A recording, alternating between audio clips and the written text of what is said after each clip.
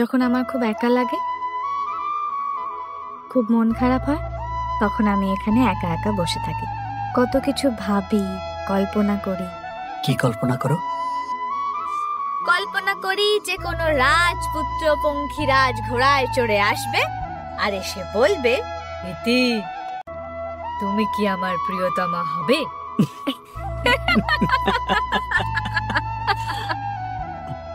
না না, মজা করছিলাম। এমনি এমনি ভাবি যখন যা মনে আসে। চলুন আজ যাই, না হলে আবার আব্বু চিন্তা করবে। ইতি, আমি কোনো রাজপুত্র নই, আমার কোনো পঙ্খিরাজ ঘোড়াও নেই, কিন্তু এক রাজ্য ভালোবাসা আছে। তুমি আমার প্রিয়তমা হবে।